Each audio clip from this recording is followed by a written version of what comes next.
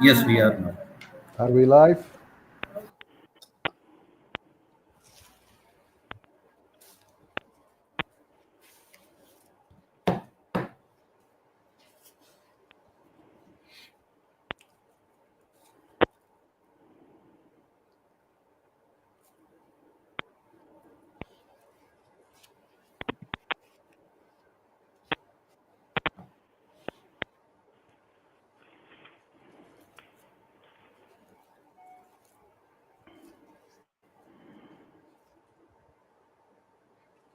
Okay. Good morning, good afternoon, and good evening from Very, wherever very you good morning. join us. Leaving. So, welcome back to Global Strategy Talk Show. So, today we will be talking about a very important topic, Office of Strategy Management. So, prior to that, so let's get a quick introduction from all of us. Yeah. So I would like to quickly brief about a global strategy talk show series. So this the program is sponsored by Fru Strategy, a comprehensive solution for strategy management. So why this is very important to have such webinars, talk shows, and summits is what we thought is there is a tremendous knowledge available with the consultants, practitioners, and managers. So not everybody knows, especially mid-size and startups, and even some kind of larger organizations, government, public sectors. So many people don't know these practices. So we are using this as an opportunity to connect senior leaders in the industry and to the managers, practitioners, and executives in the companies or in the private sectors, profit, profit, non-profit, and all. So it's a main idea to connect experts to the practitioners and executives. So to large extent, we succeeded in this for last 1 year, 2 years. We did several. This is, I think, if I understand correctly, this is the seventh talk show on the strategy, and then we had multiple summits, 3 summits with 3 days programs. So with that, I will be very happy to introduce the Global Strategy Talk Show. Today's topic is Office of Strategy Management. So a quick round of introduction. So I'll start from the right. I would like to take up the introduction from Mr. Nadar. Okay. So thank you, Mr. Nadar, for joining the session today. Thank It's you very very, very much. important, very sincere appreciations from everybody. So thank you for joining. A quick introduction is Mr. Nadar Al Shawa is an accomplished consultant specialized in strategy, performance management, and operational excellence. The unique blend of things. So, with experience in Lean Six Sigma, he worked extensively with both private and public sectors. He brings deep knowledge in strategy planning, balanced scorecard implementation, and organizational excellence frameworks. So, he helped many organizations in Middle East and also, I think primarily Middle East. I think he worked in other part of the world also. So, thank you, Mr. Nadar, for joining the call today. Thank you. My pleasure. Okay. Yeah. So, let's talk about.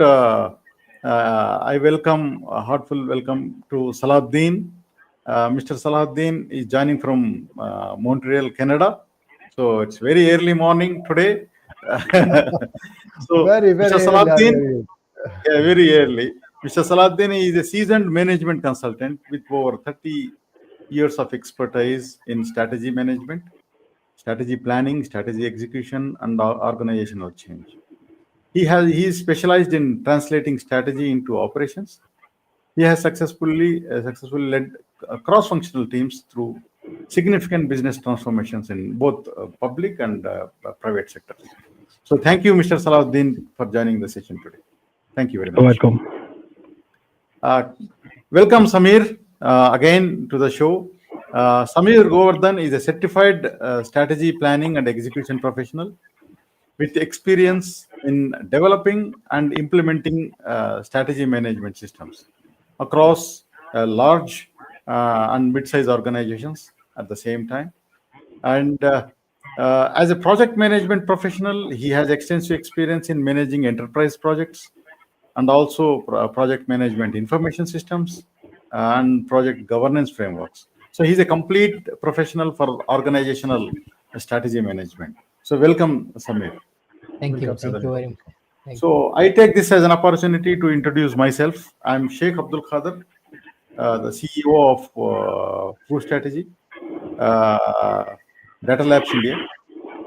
So I help along with my team. We help organizations to automate the strategy management processes, especially strategy analysis, formulation, and execution processes.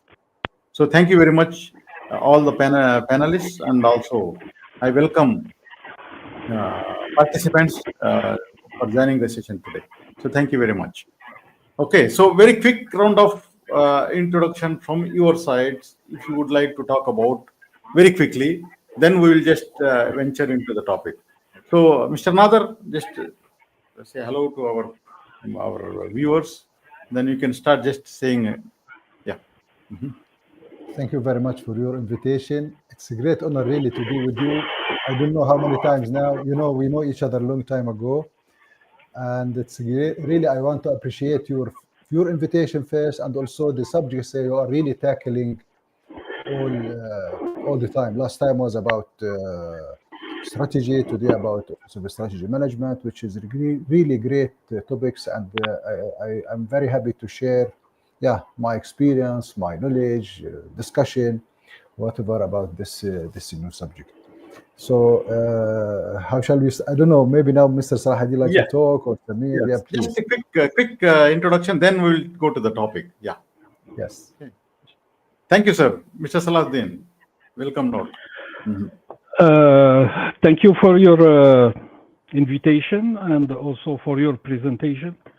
I want just to adjust something. I am not specialist in strategy, but I am facilitator for strategic planning. Facilitator for strategic planning. So I can do strategic thinking, strategic analysis, and so on, but I am not an expert in strategy for the organizations. But I facilitate strategic planning from the strategy definition till the execution, and mainly I am very interested by the OSM role. It's a strategic one and nevralgic one, and people don't know exactly what is it and what it has to do, and at the same time they take some let's say margins, some flexibility in providing it responsibilities within the organization, and difficult to implement it in the organization because of the resistance of the others from cultural point of view. What is this animal? What it will do? And mainly people are afraid. This guy, he comes from nowhere, and he will develop our strategy. What is not his role? The OSM does not define the strategy, and people are afraid from that. And then there is a resistance from the functional units themselves. The strategic department, who thinks that he is the one who has to create the strategy. The others who don't know the finance, for example, don't understand that. And this role has to be connected directly to the top, the CEOs or president in the organization, to be protected and sponsored. People see in that kind of illegitimate promotion to someone, to have access directly to the highest power, and depending on the sponsorship given to this guy, he is allowed to do some things. And in general, it's under what should be done according to the real role that he has to play. He You're accepts right. if he is a beginner, new in this role with less, not enough experience, he can accept uh, how the job definition is done, to not disturb people and so on. And during the execution and so on, he sees that he is overwhelmed, marginalized eventually, and this is, it can be the heart of the failure of the complete strategy and strategy execution and so on. So I stop here. We will have to. Well, you summarize. You I think summarize you just everything. summarized. I We think can close the show. yeah, you already pushed us to the discussion, Mr. Salahuddin. Thank you very much. So I think every organization needs a strategy, whether we like it or not. And the CEO have to take the ownership of the strategy. Yeah. Of course, everybody in the organization. And it has to be aligned and executed at all levels in the organization. That's it's very easy to say this. Now, why we need OSM? Why we need Office of Strategy Management? Let's start with the basic discussion. I think Samir, you have been into OSMs multiple times and you are there Yes. now. So why don't you start with that? Why we need OSM? First of all. Sure, Okay. sure. Yeah. I would just take a moment to say Assalamu alaikum to everybody, Ramadan Kareem. And thank you very much, Sheikh Abdul Qadir, for organizing this event. I think you and your team is one of those rare, organizations that are taking this strategy management domain a step forward every month, every quarter. And I've been following you for the last 4 years, and the progress has been, mashallah, exponential.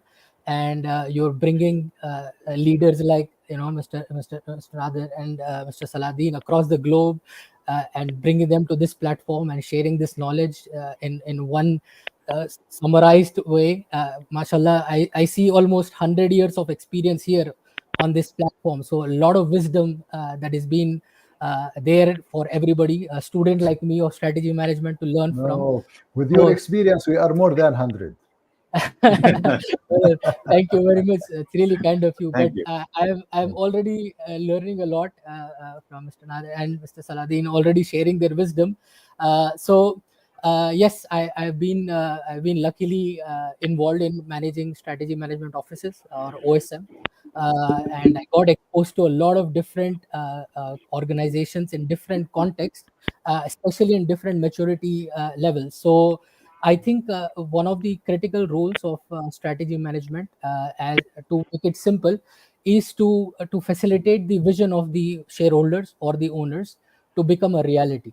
Right? In essence, if I have to summarize it, how do we do that? Is how the OSM essentially works on its mandate.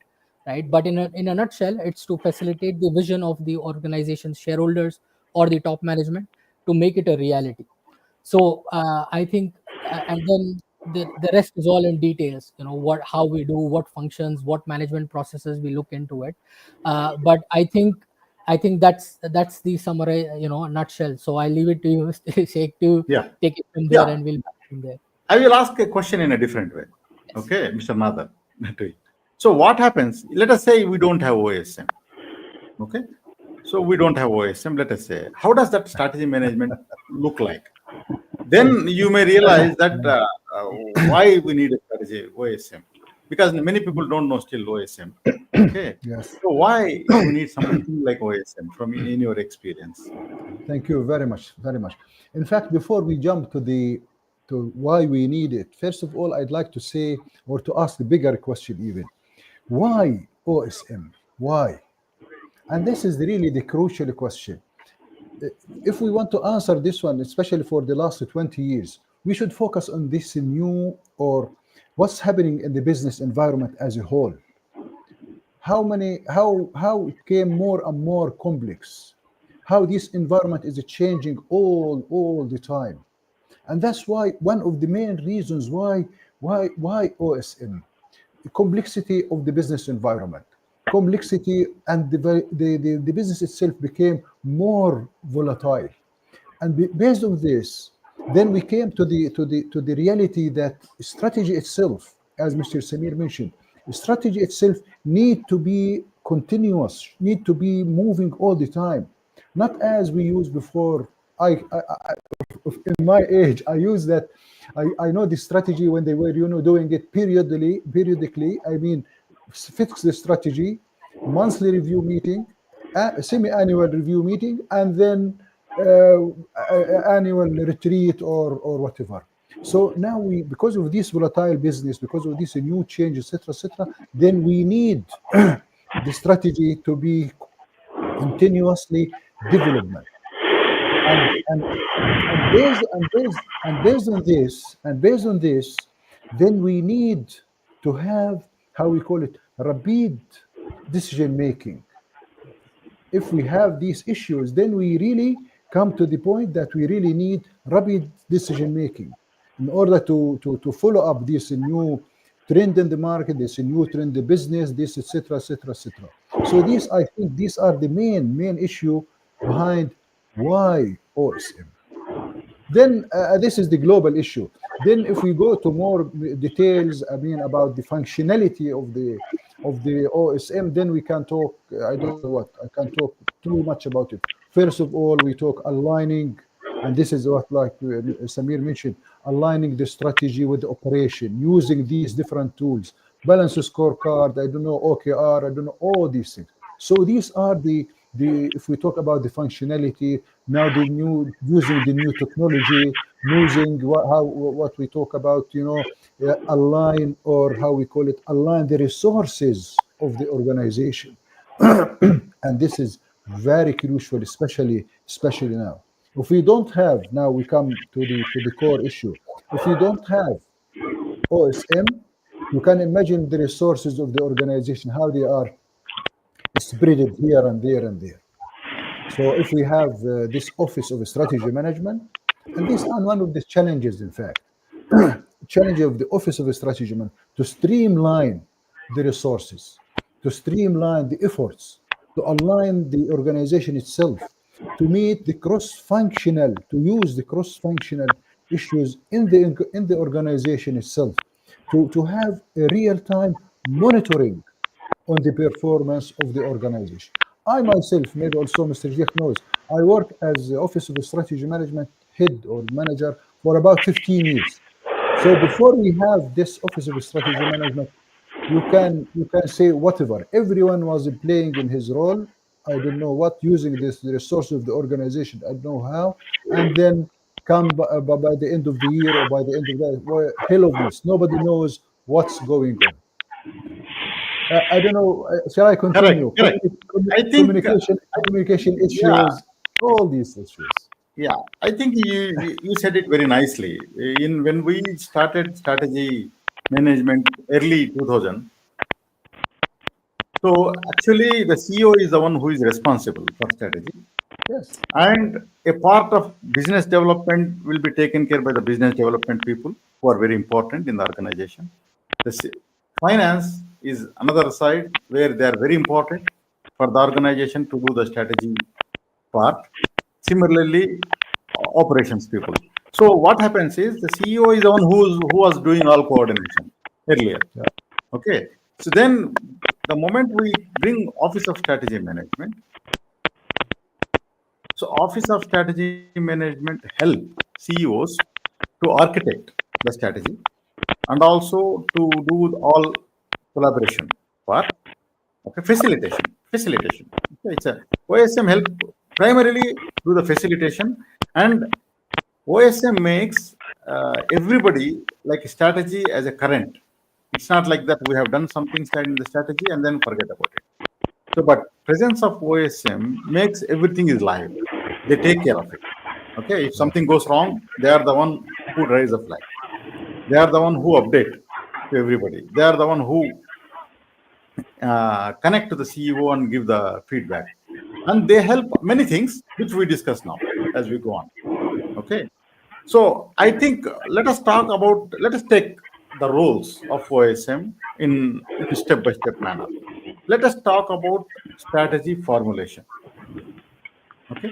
So what is the role? How do OSM play a key role in the strategy formulation? Of course, strategy analysis and formulation. As Mr. Salahuddin rightly said, OSM is not responsible to create a strategy. Okay. If a strategy management office guy, if he creates a strategy, that means something is wrong. Okay. He facilitates, basically. He facilitates, he empower or he enable the senior executives who are the business leaders to develop a strategy or to execute a strategy. But they are the facilitators. Now, let us talk about something.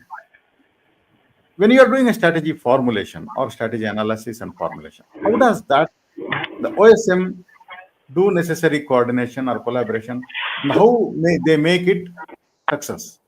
Mr. Salahuddin. So you are already saying this. So how this will happen? So we go to your why OSM is required. Why we have OSM? First of all, I am the oldest in the group, so I knew maybe older ways of doing things before the event of the strategy XPP, the approach of Kaplan and Norton, and so on.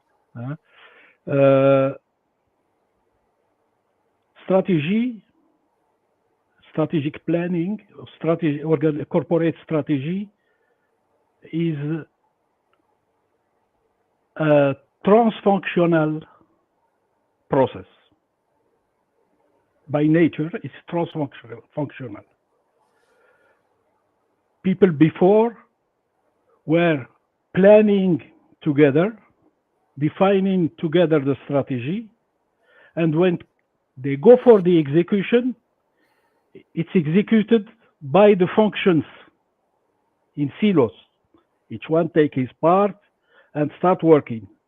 In this case, we generate from the unique strategy, corporate strategy, different strategies proper to each function, who try individually as entity to optimize locally. When you optimize locally, you are not optimizing globally. You are throwing problems aside to the others. Okay, so it's not an local optimization, it's local maximization. So from this state of mentality, even when people are getting together to plan, to define priorities and so on, there is a competition between different functions. The one who speaks louder, the one who can get more alliances left and right, political side and so on, gets more budget and then more priorities and so on. At the end, you don't have a corporate strategy, you have multiple strategies in the organization, non-formal, that work in parallel and kill the finally. That's why the idea of OSM, the concept of OSM, became obvious. You need to manage this strategy in a cross-functional way. It's not belonging to any department, it's belonging to the corporate. As when you position the ownership at the level of the corporate, then everything after that starts being taught in collaborative way to achieve collective objectives, collective goals. Before the OSM, it was just fight, and generally, even if we start at the high level to define our strategy, in reality, it's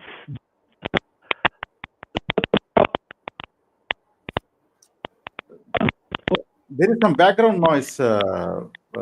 Please make sure. Yeah.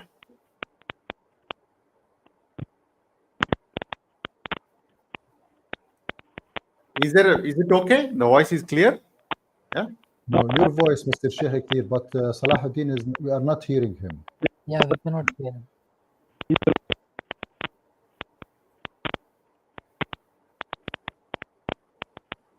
Salahuddin, Salah. can you check your mic? Can you check your mic, please?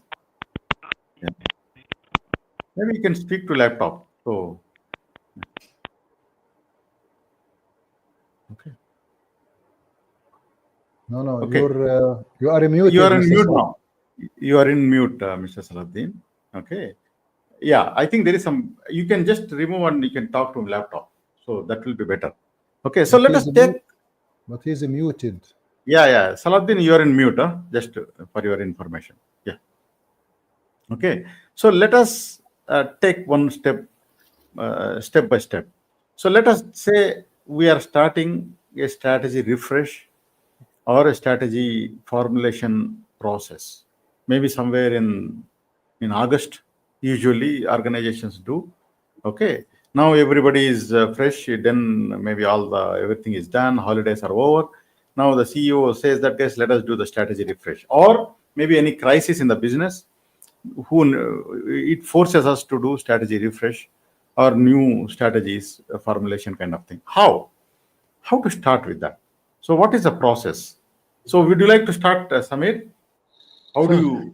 Yeah. Mhm. Sure, with your permission. I would like to take just one step back and then see. I connect the dots from building the OSM itself and to the formulation exercise. And as Mr. Nader and Salahuddin rightly mentioned, today we are in a global economy, right? So the real gold right now, or the most valuable thing right now in the world, is information, right? So as a CEO of a 10,000, 12,000, 15,000 employees, the essence is to have that access to information so you can make informed decisions, right? So who is looking at this global landscape, and who is also looking at this micro level, from macro to micro, to your industry, to your competition, and to the internal performance, right?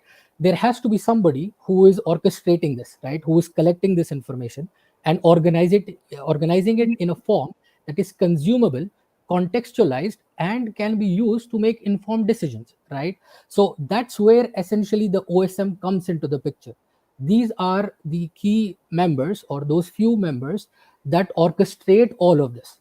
Now, how do I connect this to strategy formulation? You typically have three major components in strategy formulation: be it a refresh, be it a development, be it a review. So you start with your strategic foundation, that is your mission, vision, values. Typically, if you're a mature organization, you will have this very well established, documented, and very well clarified. Also reflected in your organization policies, processes, all the way to the employee level, right? And then you have the mission, vision, that is time bound, which is at a 3-year, 10-year horizon. And being in Saudi Arabia, I can give you a very practical example. The biggest organization, in my opinion, that is actually running the strategy itself is the Saudi Arabia government itself, right? Vision 2030 is a prime example that tells you how well the vision is being articulated, disseminated, and run on the ground. I'll give you a very practical example that happened 1 week or 2 weeks ago. In Makkah, they witnessed nearly 500,000 pilgrims in one day. And I remember Mr. Sheikh and Mr. Salah and Mr. Nader, if they were in Saudi Arabia back in 1998 or 99,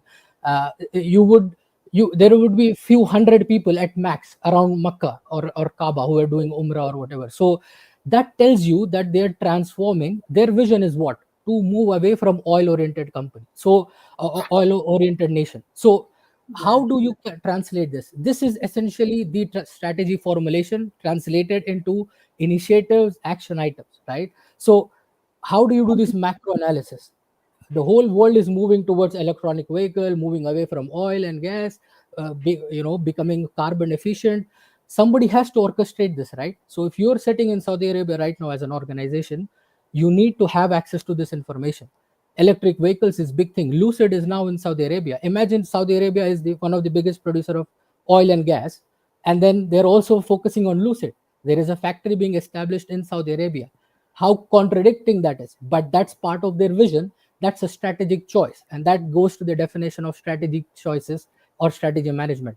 You make careful choices based on the information available to you, right? So I'm just connecting all the dots together. I took a couple of minutes extra, but this is part of your macro analysis, right? How you formulate your strategy, considering the macro analysis. Look at your global, footprint. How other countries are playing in this domain. Minerals, mining, all these areas. Tourism, right? Saudi Arabia is now very big on tourism. So similarly, an organization works in the same domain. As you need to have this macro analysis, then you of course have the internal analysis, your performance, as Mr. Nader mentioned, Salah mentioned, how you connect these internal performance.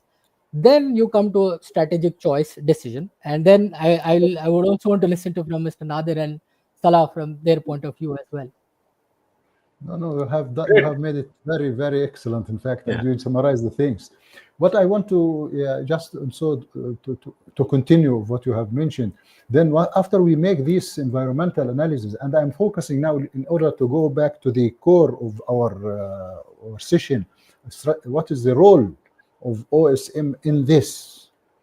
And exactly. I have lived this, and that's and in fact that's what I lived for about maybe 15 years.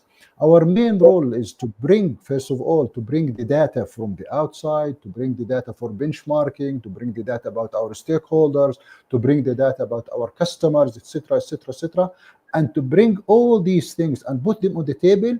And then if we want to start with this, what we call it environmental analysis or strategic analysis, to check our strengths, our weaknesses, our opportunities outside. As you mentioned, if we take the example of Mecca or Al-Hajj in Saudi Arabia, everything is moving around, everything is changing, the preferences of the people are changing, the preferences of the also in the local governance also are changing. So the role of OSM is to bring all these things on the table and put them on the front of the, let us say, the strategy owner or the CEO, because well, maybe we'll talk about it later about the location or where is the OSM should focus or should be related to, and that's what they like very much. I mean, just to the CEO like very much if the office of the strategy manager is doing his job well. So bringing all these things together and bring all the main, we call them the main player or the main contributor to the strategy on the table, then this comes the role of the OSM to start, fine-tuning, shortlisting, etc., etc. Then we come to the real and the practical, etc., etc., about our if we call it the SWOT analysis or the environmental analysis. Moving in from there, then we can start looking at our challenges. These are the strengths, these are the weaknesses, these are the opportunities. What are the type of challenges we are facing as a company or as a government, because I work for several government organizations, as a government, in order to, if we want to say something theoretical, in order to achieve our vision, as Mr. Salahuddin mentioned at the very beginning, to achieve our vision, to achieve our mission, to keep our values, to keep the values we are committed to in front of our customers, in front of our stakeholders, in front of even our employees. Moving from there, and if these things are clear and now very well organized, etc., etc., then we move little bit more to define our priorities. And I always really mean to call them priorities to avoid saying objectives, because objectives, okay, this is general issue. But we say our priority, and this is the role of OSM, because of our background about our clients, about etc., etc. Then we set these priorities into, also put them on the table. So we have our priorities here in front of us. Then we'll start to prioritize the priorities, if I may say this. So then we are really now ready to the next step, building the strategy map, building the balance scorecard, the KPI initiatives, etc., etc. Yeah, I hope I Yeah. want to. I don't want to take too much time, but just to Yeah. summarize, to Very, give you very the- interesting. Yeah, Thank very you very interesting insight. The Office of Strategy Management is like a very important extension of CEO's office, basically. It's very important because there are so many moving parts. Like Yes. you engage in industry consultants to bring industry knowledge.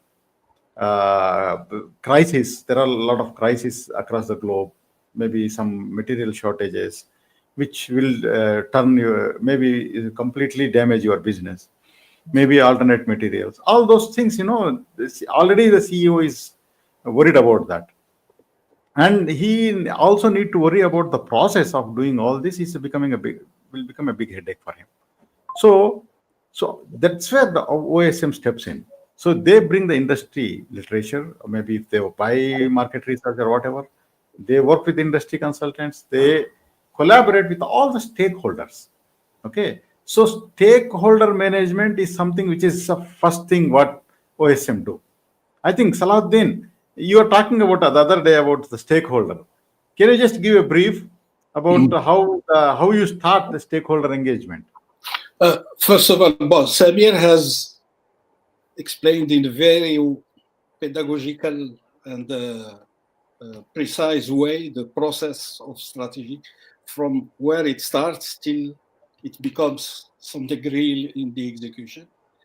Nader came with the other side to focus more in the role of OSM in that. I don't want to repeat these things that you explained very nice way, but I want to go a further step, additional step for the OSM role. At the beginning, the OSM has to ensure, depending on the intent of the organization, are they going for a strategy that leads for a change? Means we do what we do in a better way, more efficient way, more in terms of cost, in terms of quality, in terms of satisfying the same customers that we have. Or we are going for a real transformation involving, for example, digitalization and so on, because it's required. And in this case, the first thing that OSM has to make clear, it's different. There is a difference between managing change, because strategic planning is the ultimate change maker. Are we going for change management or transformation management? Mm-hmm. Depending on what is it, he has to ensure that the to assess and to ensure that the organization is ready, the readiness of the organization to drive and to conduct the future challenge because of the intent of the organization. If the organization is not ready, it doesn't matter which process we follow, we will not be able to conduct it. We will not be able to conduct it. The organization is able to make sense of what is to make sense for the organization is, do we have connection with the environment? Do we have the capacity to interpret the trends, heavy signals, low signals, to interpret them and to transform them in something that will bring action within the organization? First of all, because if the organization is don't have this visibility, yes, we can follow the recepts, PESTEL method. Let's go. We collect. We have collected, but do we have the capacity to interpret these things and to transform them in actionable for the organization? This is fundamental. Do we have this capacity or not? If we don't have it, we have to get it. It's not blocking. We have to get it. The second level of readiness, do we have the capacity to envision? The staff we have, the capacity we have, people we have, maybe they are not able to envision, to be able to design a vision.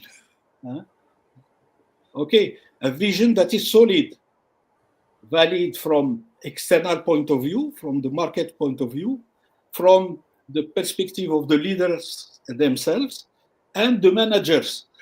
There is leadership and management. Excuse me, allow me, Mr. Salah. I just want to focus on this issue. You mentioned transformation. Is this the role of OSM, or this should be decided from the top management? Well, maybe we know the answer, but just for the audience to understand it, maybe you can highlight on this issue, please. Just to complete the what we have to assess, and you are right. And then, do we have the capacity to advocate the strategy, to communicate clearly, to transmit, to develop, to mobilize people, and to build the alliances through the right communications, internally with internal stakeholders, and externally with our partners, horizontally. If you have to convince shareholders or suppliers, or do we have this capacity of advocacy? And it has to be supported by a communication strategy about the strategy itself and so on, to mobilize things.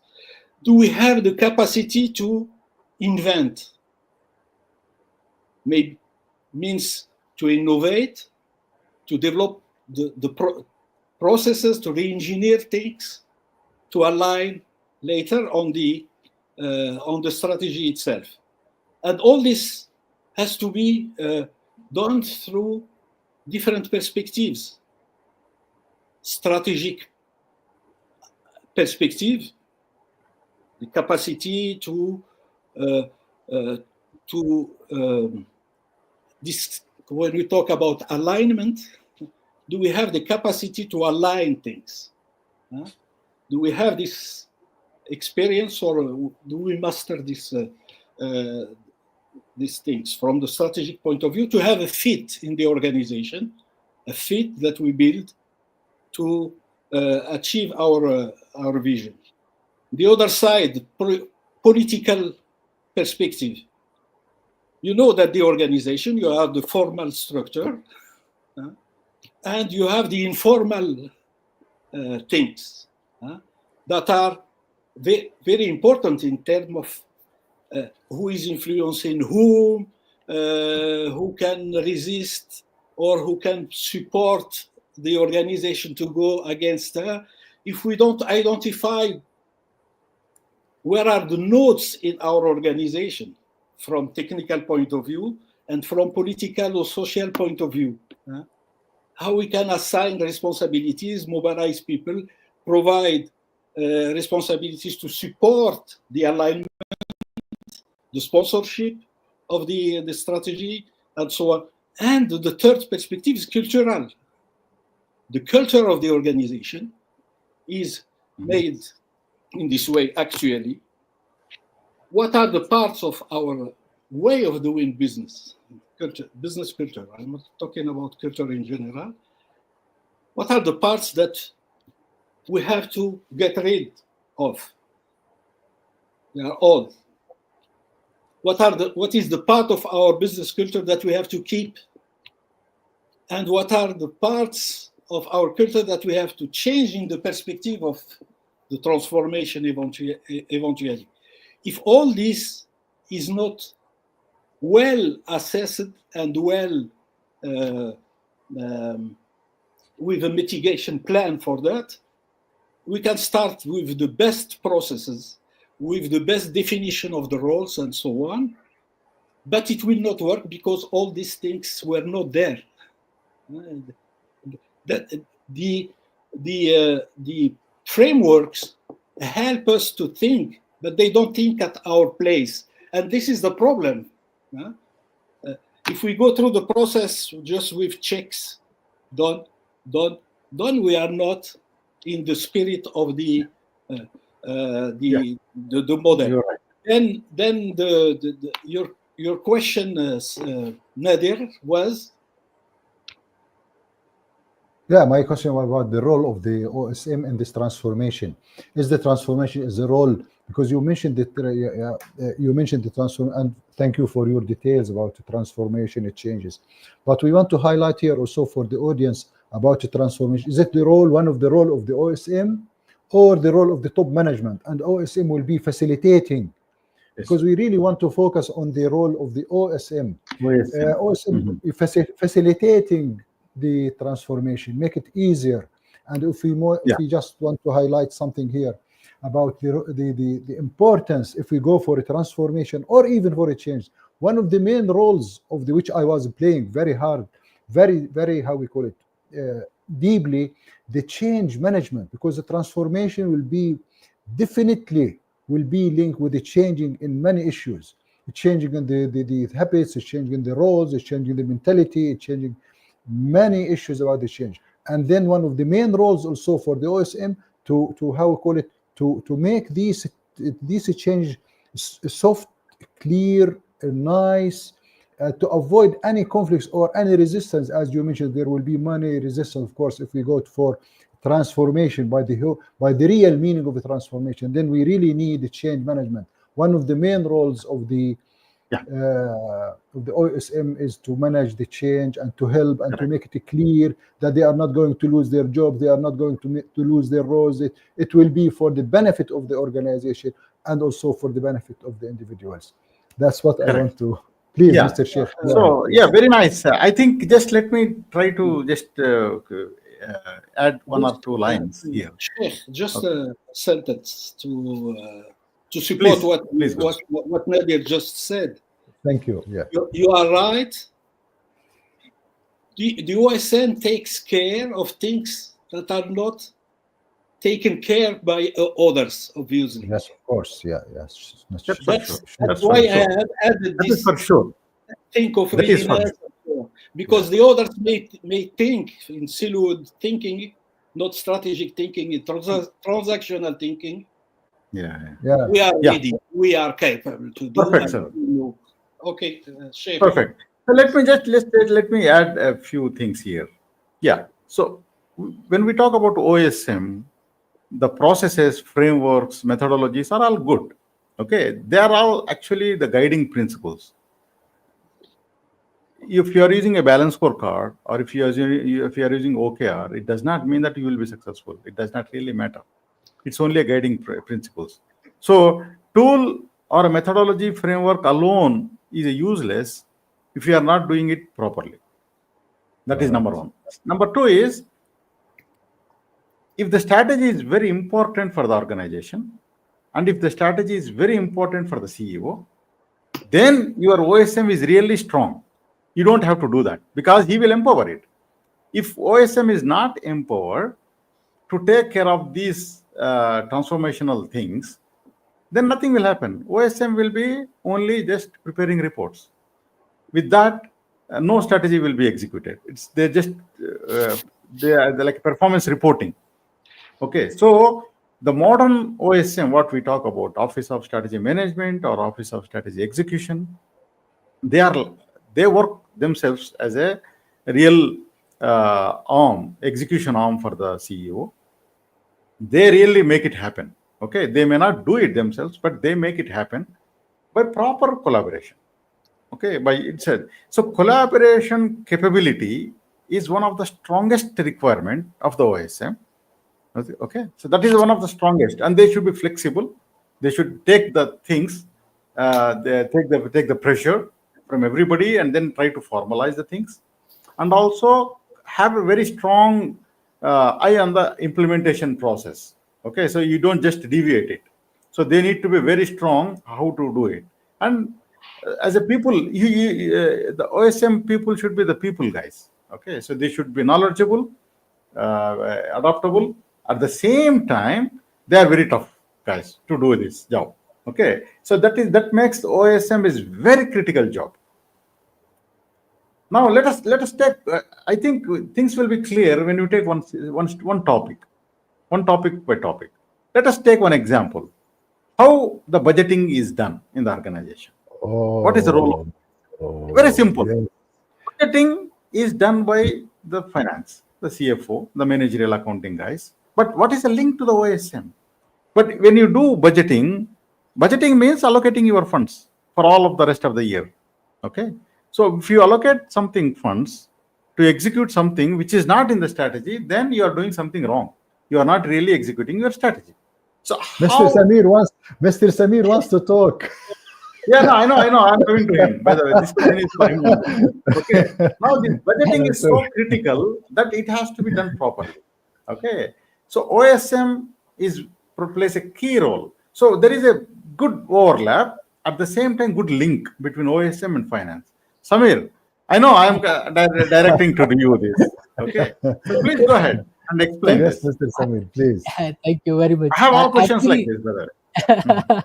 actually, I want to connect the earlier question that you mentioned about the strategy and transformation, and as Mr. Nader rightly mentioned, and it's very important to focus on strategy and transformation, and then I will link it to budget, because actually practically this is what is happening in my organization right now. So to answer the question, how important is transformation and who facilitates this transformation, the answer is, as Mr. Nader rightly mentioned and Saladin already mentioned, it's the board of directors. Our establishment of OSM was mandated by the board of directors. They said, dear CEO, your role now is to establish OSM. So if you get the empowerment from board of directors, nobody will resist you. They can't be resisting you anymore, because now it's the mandate from the board of directors. And as a result of that, every board meeting, every quarter, we present to the board on the progress of the strategy that was approved by the board of directors. So that's the kind of empowerment we are talking about. If you don't have this, as you mentioned, Sheikh sir, you can good luck getting any strategy done, because you will ask them for strategy initiative report, balance scorecard report. They'll say, please, I'm too busy right now doing my operations. Come back next week. And you go with blank scorecards, blank initiative reports to the CEO. Because he will not focus on the nitty-gritties, right? To be fair to them, right? So how do I connect this? Now, once you are empowered by the strategy office through the CEO and the board of directors, you can walk into any of the collaborative functions or the enabling functions office and say, by the mandate given to me or by the power vested in me by the CEO and the board of director, you are required to implement this program. For example, ERP implementation. For example, CRM implementation. This is a simple initiative, not easy, but simple. And you need to report on this. So they are now mandated, forced. Every quarter, they have to report to the board. Now, linking it to the budgeting exercise, right? And just one more element on the change management. I think it's important to differentiate between transformational change management versus organizational change management, right? These are two separate elements. And OSM is focusing on the transformational change management rather than the organizational change management. I think that's one of the key areas that people very easily get overlapped, or they think it's one and the same. Actually, it's not.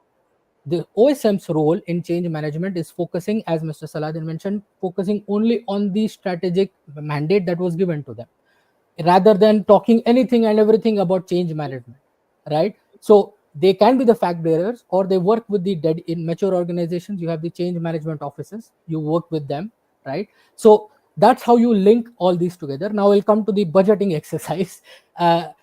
If I have the mandate from the board of directors, from my CEO, and I have these processes established that I have to integrate, one of the key elements of OSM and one of the values, as you mentioned, to be a collaborator is also to be an integrator. I have to integrate different processes. I cannot just work in silo in making strategy. I can conduct workshops and whatnot and make a very nice document and put it on CEO's desk and then forget about it and go back to doing my operations. It will never work. You have to link it to your business planning exercise. That is where the strategy is now translated into actually executionable items or terms. What does marketing will do? What will finance do? What will HR do to contribute to this enterprise strategy? There are operational plans. I believe every organization has one enterprise strategy. Everybody else is preparing an operational plan or departmental plan to contribute to that.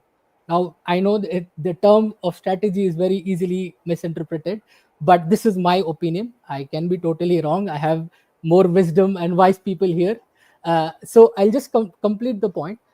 For budgeting exercise, if I don't have the business planning processes where I integrate HR, finance, and IT, and the risk, and the marketing, and the sales team, I will never have a budgeting exercise. It will be a pure financially driven exercise based on certain assumptions that I have no idea what is the context.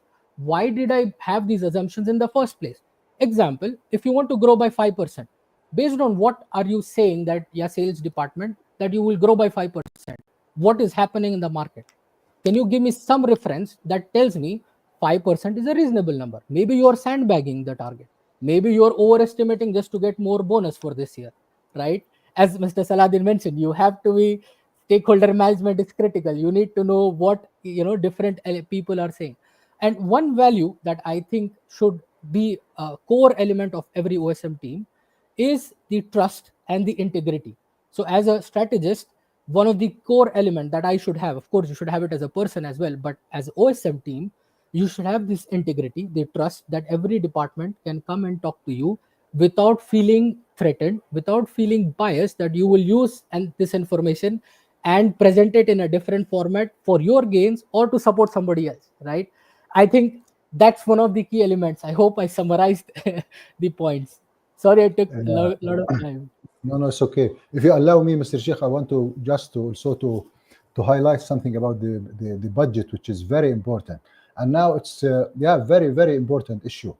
And well, I want to highlight on this terminology, stratix. This is one of the main issue for the OSM to really a guideline or whatever you call it, the expenditure or the money that is going to differentiate between OPEX, CAPEX, and the stratix, which I myself have experienced a lot of the trouble and a lot of headache when we sit there with strategy and differentiate between OPEX, CAPEX, which is a normal budgeting, and when we come to the stratix, as you mentioned, Samir, that for example, the marketing or whatever, they want to increase sale and they want money for that.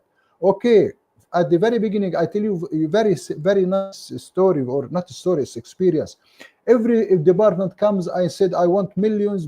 I said, okay, fine, no problem. We will give you this. We'll give you this millions. But by the end of the year, you have to show me as an office of strategy management or director of strategy or whatever, you have to show me that this million you requested, you have used it and you bring benefits which is equal, I don't know what, for this million.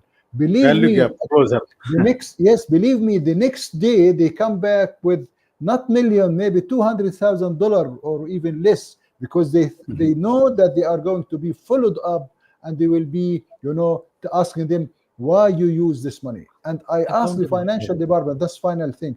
I asked the financial department to put a special column or row in the budget itself until this is the stratix, and this money you will be monitored or you will be asked or you will be etc for this money. OPEX, that's not my job, but stratix is my job as office of strategy management.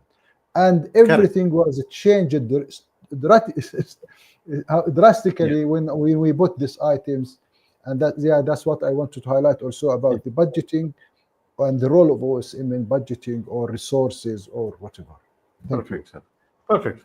Actually, I'm fortunate to work in both OSM and also I was head of planning. So I did budgeting also as a part of my departmental job. So that was really crazy. Okay. So we had a very tough work with the finance. Of course, finance was doing the major part of the budgeting. Okay. So I have a first-hand experience in linking strategy and budgeting. So the StratX part, which is the initiatives, which is very important to close value gap. Okay. And then the OPEX part and CAPEX part, basically the operational expenditure part, which will come from your strategic projections. What you are going to achieve next year. So for 1 year, which we call it as a business plan. So what is the breakup? financial, from the production side, sales side, whatever departments you have. So that's your operational expenses. Capital expenses come from your foresight.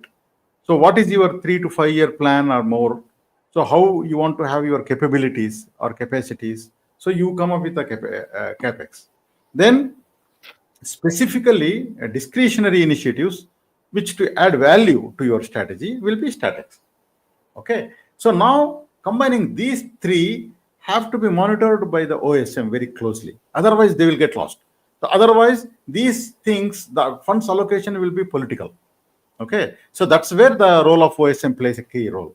Okay. So OSM plays unbiased, a transparent role to help them, not to fight with them or not to prove them like a OSM is a hero. So with that, we'll take one question. Mr. Shaheen Muhammad very nicely said, okay, how to avoid a battle between OSM and departments who feel they are doing the work and OSM is taking the credit. Very nice question. So, Nader, would you like to answer this? I think In fact, it's other way around. Thank you very much. You give me the difficult question, Mr. Sheikh. In fact, this one I lived with it all the time. I mean, for 15 years I was living this one. But you know, here comes your cleverness as Office of Strategy Management Director or whatever you call it. And here we highlight on the issue of, maybe we did not cover the communication issue.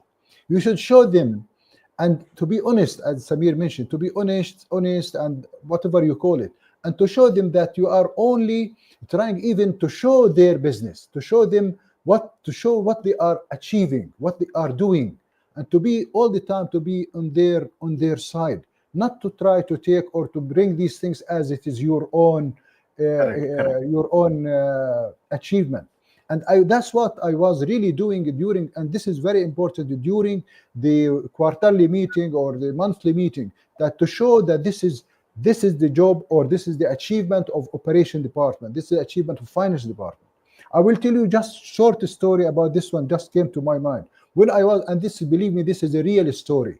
When I was there in my job, we were in a quarterly meeting and everybody was sitting in around and everybody was and I was showing by that time the performance of the customer service department was going down.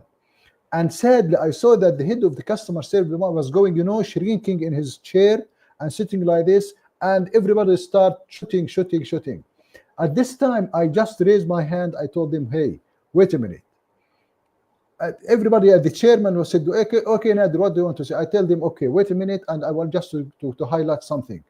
I asked the customer service, can you explain why your performance coming down? He said, he starts saying, I need budget, I need training, I need, etc., etc. And everybody in the room, the HR start shrinking down, the finance department start shrinking down, etc. So you have to show that these issues are not, you are not here to blame the people. You are here yourself as OSM strategy or manager, whatever, to highlight the issues. Then when I clarify this issue, that this is not the customer service department fault, everybody is nearly sharing this, whatever. And even if it is not only reducing the performance or, but if the performance are going high, you have to show them.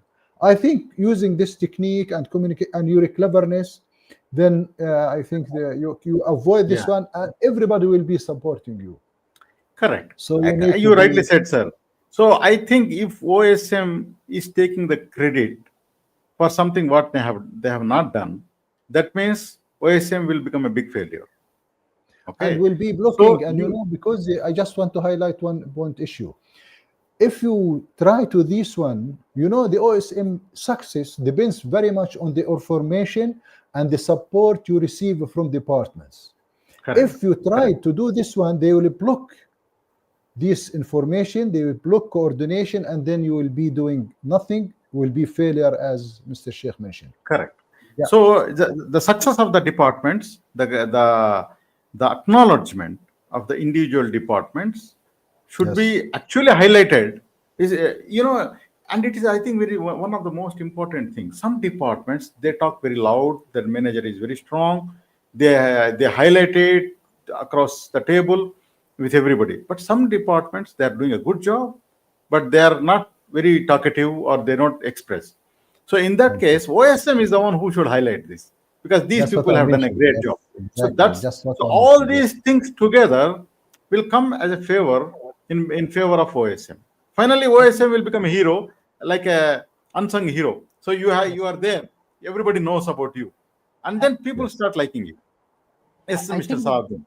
Yeah. sorry, go ahead. Mhm. Sheikh, I want to add something to what Yeah, Samir, please. this difficulty that you have explained in relation with the StarTex and the methodology or the framework of Kaplan and Norton. His main target or core, he gives a big attention to ensure through the OSM, it's the role of the OSM, that the execution is in the DNA of the strategy formulation. The way we formulate the strategy condition build the DNA of the execution itself. Okay. If we take an organization that is structured, mature, and so on, it's easy to introduce the concept of STRATEX. It's easier. STRATEX is a good distinction between what is OPEX and CAPEX and STRATEX. You have to ensure that when people are participating in the strategy formulation, they know that they are collaborating to build something that is the ownership of the corporate. It's a common it's over all interests.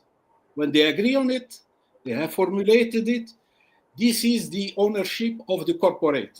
Everyone, it's above any interest in the departments or particular interest and so on.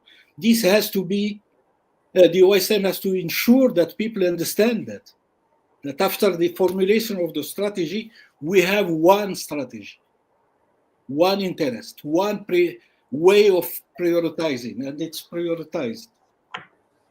So when you are formulating the strategy, the OSM has to give a big attention to how people formulate the strategic objectives. Yeah. They tend to, because of the accountability, because of their interest in the department and so on, to propose, in general, transactional objectives, not strategic objectives, that are linked more to their operations than to the strategy itself. First. Second, they don't want to be accountable for something that is too ambitious, challenging, that is too challenging. I've seen that close to 50% or 60% of the first proposals to contribute to the strategy formulation are linked to the improving transactions, improving processes, improving the operations themselves. That they have nothing to do with the STRATEX lately. So you have to be careful. If you take care of that, first of all, the strategy formulated is the ownership of the corporate. It's above everything. And second, you ensure that they don't define strategic objectives through the perspectives and so on that are transactional, not strategic, not transformational, as Samir said.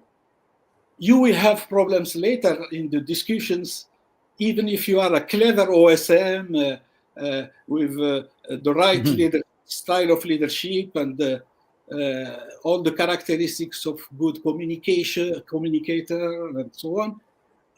You will all the time have to bargain. There is no place to bargain in when we go for the execution. Everything is set, Correct. aligned. The alignment, Perfect, sir. it's Perfect. systematic. Okay. Perfect, sir. Side, sorry, Sheikh. When the organization has a certain level of maturity, it's okay. Now, if you introduce the concept to a governmental agency, big size, who think all the time just, we have had these expenses, this budget last year, we request last year budget plus 6% or 10%. They are focusing on the expenses.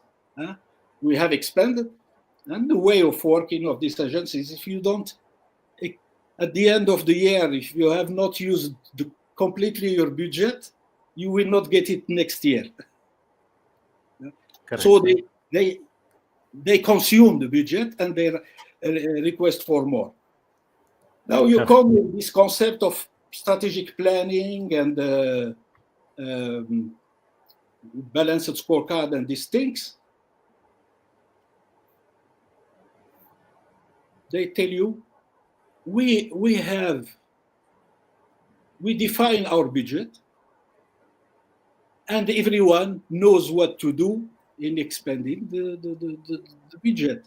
Why we are talking about strategy? In general, they don't have the connection between their mission that has been given to them as agency, governmental agency, and the role of the reason why this agency has been created by the government as development entity that has to support the development of the country, the economic growth, the make the place attractive for foreign investors, having more let's say, transparency in the market. The place is the right place to do the business and so on. They are out of this. They are just there conducting their mission as with no link with the strategic level at the country itself. Yeah, very nice, so sir. They have to understand that before going to implement this part, and to ease later the discussion about the budgeting, strategies, these things. Yeah. So I think we have to take care of the time, because it's already 1 hour for 10 minutes or so. So now some key role of OSM is for the strategy translation, which is like a defining strategic objectives, the strategy map, and then also the measures. So define them and then fix the targets for that, help them to fix the targets. So this is one of the key area where the OSM plays a very important role in form of designer and also in form of the collaborator to fix that. Then we have initiatives identified as part of STAT-X or whatever to close those gaps. Okay, and then manage these initiatives as part of your regular reviews. It's all things. And apart from that, we have like a risk and compliances to take care, because always the checks and balances should be there. Okay, and then you have a review meetings, all this like a strategy review meetings, strategic corrections. There are many things, challenges which are not part of the process itself. Okay, so take care of the stakeholder engagements kind of thing. So now let us talk about those things. We don't have time. Okay, so now let us take one of us to talk about one area. Okay, then others comment to cover the time. So we'll talk about strategy translation, which is like identify strategic objectives. You come up with a strategy map, KPIs, and then fix the targets. Okay, so let us start with that.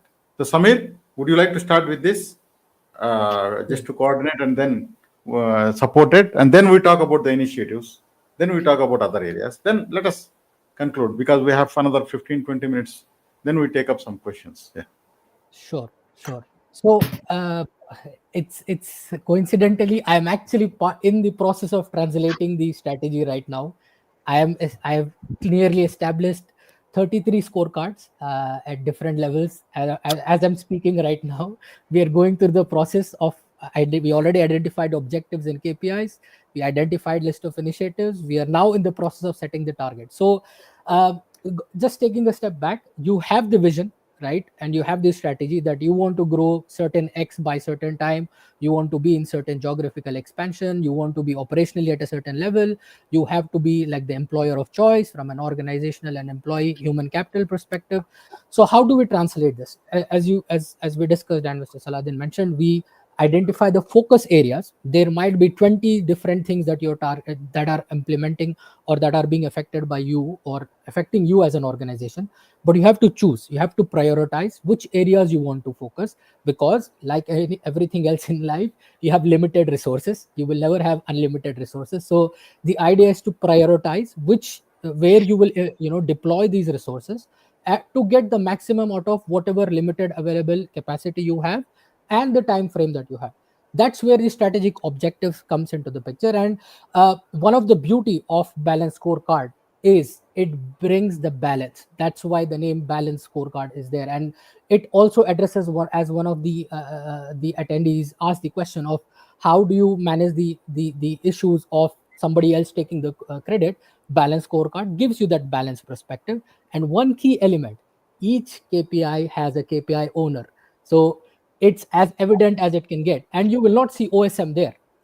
OSM is, you will never see a KPI owner OSM unless there is very specific area, right? So that's one of the key elements of balanced scorecard. It brings the perspective you on four main dimension: financial, customer, internal processes, learning and growth, or organizational enablers. Right now there is a triple bottom line as well, focusing on the society and the enablement. So that's one of the key areas, and how you have the KPIs linked to this, targets, and of course the initiatives linking to these particular objectives, right? So I think that's where you have to be a critical enabler for the organization to connect different areas. I'll give you a simple example. We came up in a first draft, as Mr. Nadir was saying earlier, we came up with around 60 different 70 odd KPIs in the first session, first iteration. Second iteration, we as OSM, we went back into our back office and we filtered it down to 45. Is it perfect? The answer is no. But I am happy to have one scorecard, because one few months ago I did not have a scorecard. So it's part of, as Mr. Sheikh mentioned, continuously iterating process. First draft, I'm happy. I have a scorecard.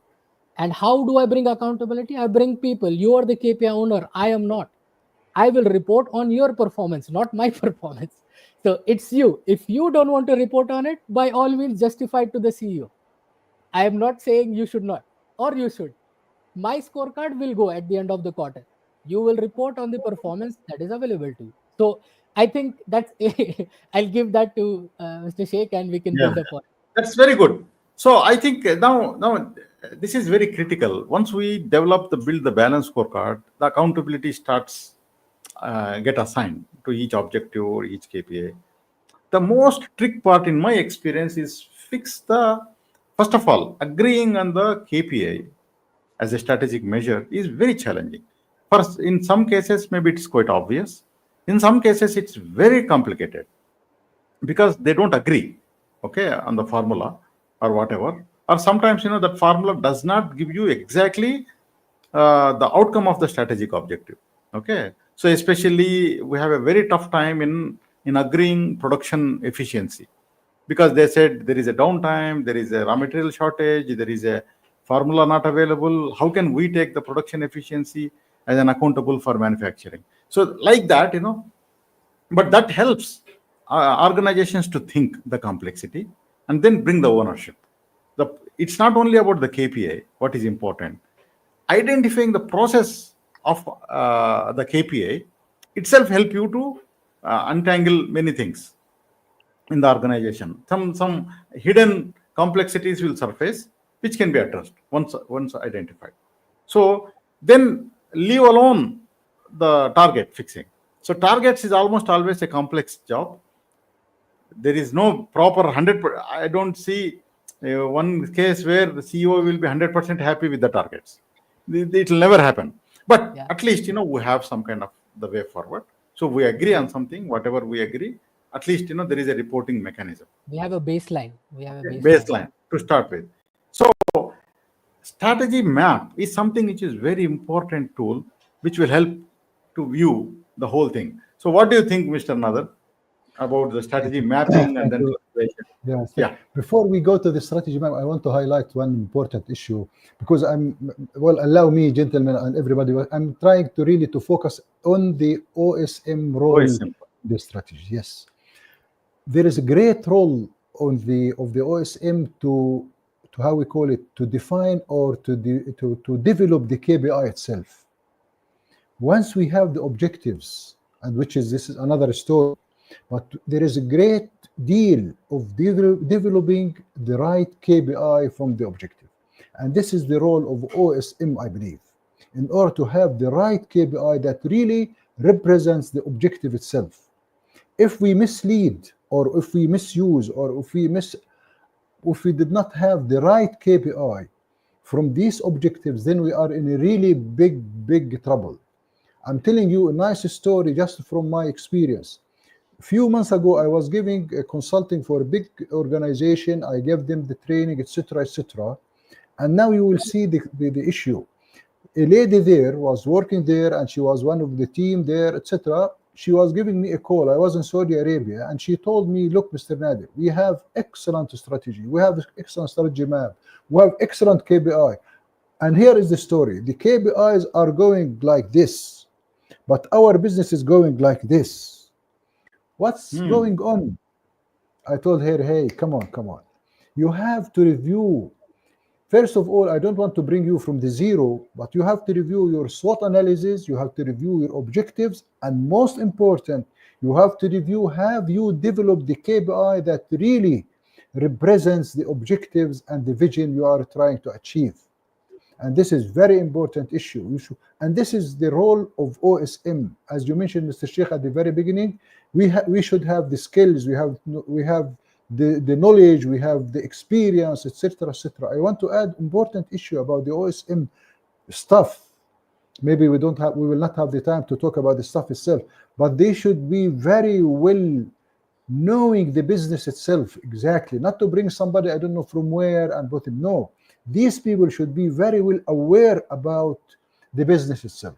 So if we have the right KPI, then this is the starting point of it. So we'll avoid the story as I told her. Then you should go back again to see how you deliver the KPI. Maybe you're talking about potato and you want to have I don't know, shawarma, maybe. I don't know. So you should have the right KPI that really represent the issue or what you are trying to achieve. And setting the target, that is another story. Well, come back to your question, Mr. Sheikh, about the how after we have these after we have these objectives, there comes the real job also again to the OSM staff or director to allocate these objectives in the right perspectives. You know, we have these four perspectives: financial part, customer, process, internal. And there are some organizations I work with them, they prefer to have another perspective down in the bottom that represent the initiatives or the programs or whatever they call it.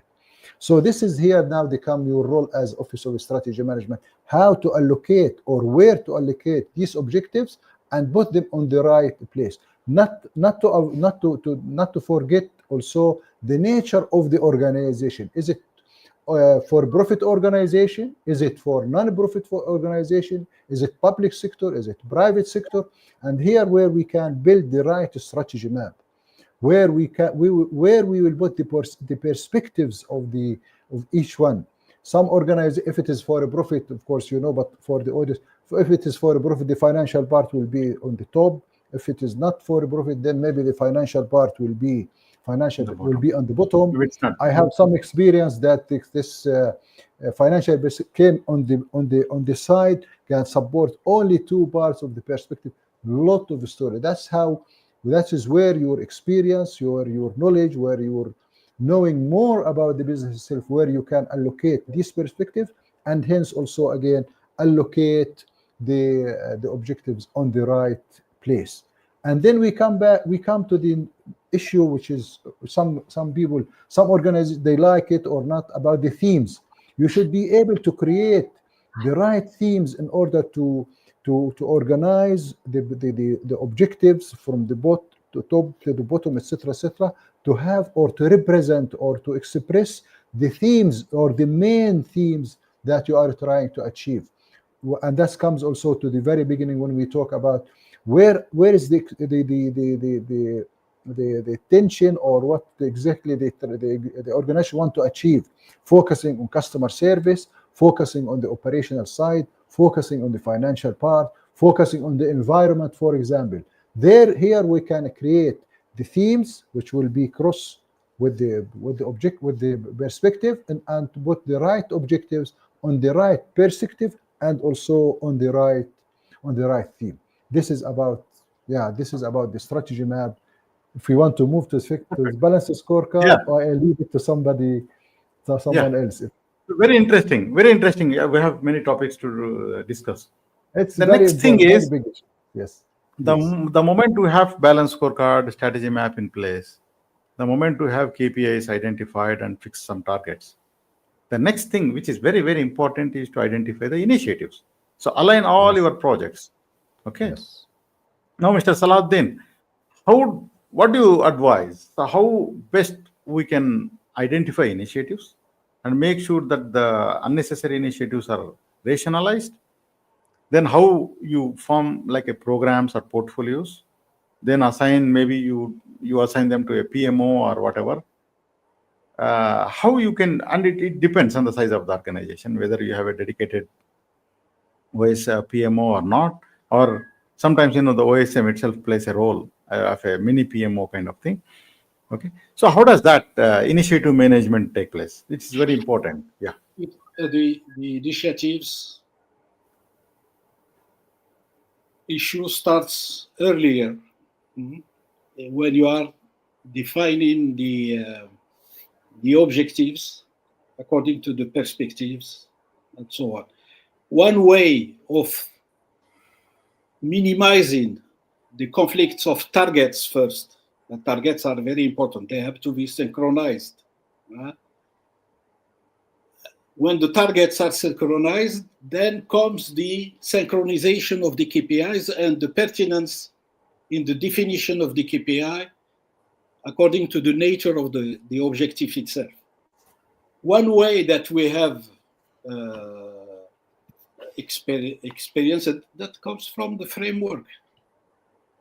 Identify, assign strategic themes owner. And each owner will have a team to work specifically on the strategic theme. And then they start negotiating between teams to have a better, your target for this objective is X, but it impacts my objective that comes earlier. Can you adjust the target in terms of output or in terms of positioning in time temporarily? When we have this kind of negotiations between teams, strategic teams, and adjustments in terms of targets, then the KPIs will be the right measure according to the target itself. And the synchronization, because we have a links cause effect in the map. If you have a target that is not synchronized with my target, or your KPI for this objective is not ensuring that the target will be achieved in the right moment to not impact negatively my objective, then from this discussion that takes time. Like defining what are the strategic themes, it takes time, and of analysis and so on. It's crucial for the next. Then we minimize, Nadir, we minimize the problem of defining the right KPI. Now,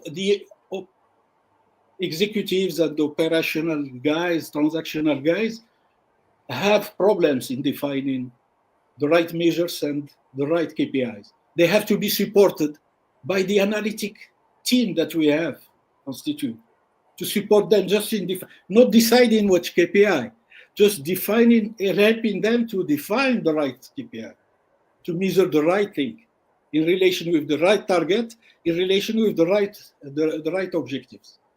So if we proceed according to the framework, we minimize these issues. And at the end, we have the right KPIs for the right initiatives that are aligned with the target for each objective. It's an algorithm. You go from step, you validate step, you go for the next step, you validate the next step, and so on.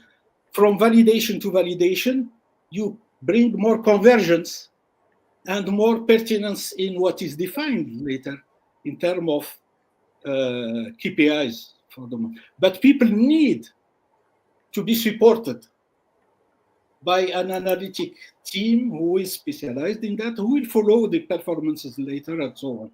But it's technique, and you don't need to have each one specialized in defining KPIs, but they need support. That's it. That's what I want to add to what Nadir. Thank you. If you want me to, if you allow me about this, these initiatives, and this is very important role for OSM, and we come back to the resource allocations. Once we have, of course, I don't want to go to the details or the technique of choosing the initiatives, but it's very important, as we all know, that initiative is to bridge or to close the gap between business as usual and the target and the vision, etc., etc. And here comes the role of OSM to choose or to help to choose the right initiative with the right resources. And very important here, if we have I can show the matrix, but it's not with me now. To have really one initiative can cover more than one objective, and here comes the role of OSM, who can see the holistic view of the whole issues, because everything comes to you. And this is the cleverness of OSM manager or director or whoever, when he has all these issues on the table and he has all these initiatives on the table, then he can match how many objectives or KPI can be covered with one initiative, or how many. And I'll tell you a real story, because I lived this one. When I put this matrix, this is very important. You can see a lot of stories, something that really, something good and something bad. You can see some initiative that does not really cover any objective, which is loss of money.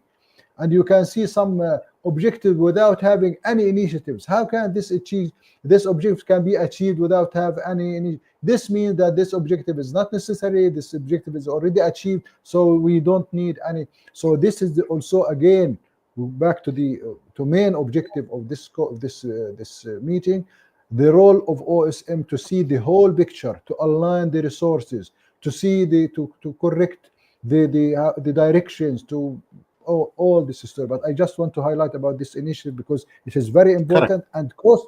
and cost the company how many millions of of initiative that sometimes they are not necessary, sometimes they are just waste of money, etc., etc.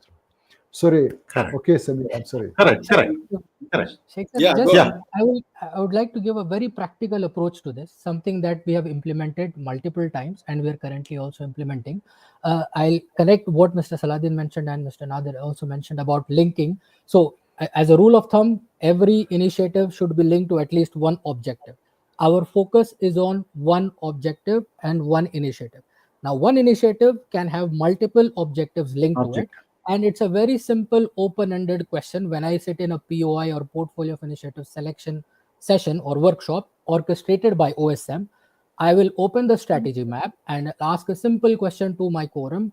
How do I achieve this objective? For example, if you say, I want to increase my market share, a simple open-ended question, how do I achieve my market share? How can I increase my market share from X to X plus 1? It's as simple as this. And then you let the discussion take its own natural course. about how they want to do open a branch and this and that. Let's take, for the simplicity, we take one example of opening a new branch in a new area, right? So how will this initiative, how much this initiative will cost? I'm not going to get into the details at this point, right? For me right now, capturing the initiative is more important than getting into and killing, be the killer or the motherboard of this initiative on the spot. Because if I go there, I will make everybody defensive, and they will start not putting their ideas because they will take it personally. So for me, as a role of strategist, I will encourage everybody to give me their ideas. Nothing is wrong, nothing is absurd. Give me everything you have, I will put it in a list. Later on, I will rationalize it. How will I rationalize it? I will bring the subjectivity from my expert, as Mr. Saladin mentioned, the bandwidth, the performance analytics approach. I should have the business intelligence that will this branch, opening this branch, will add value or not, or will it add more cost? And it can be contradicting. If I want to downsize or reduce my cost, and I'm talking about opening a branch, it's quite contradicting because I have to invest. There is capex, right? So how do I prioritize it? I typically, what we use as a practice, we use 4 criteria of prioritizing initiatives. We focus on the cost it takes. So the more it cost it has, the slightly lesser, we consider it lesser in terms of ranking. The time it takes, the lesser time it takes, it has more priority for me. The most important part is the number of objectives that it links to. If it links more than one, I prioritize it higher, right? If it has more objectives, typically three, I will consider it as a very important initiative.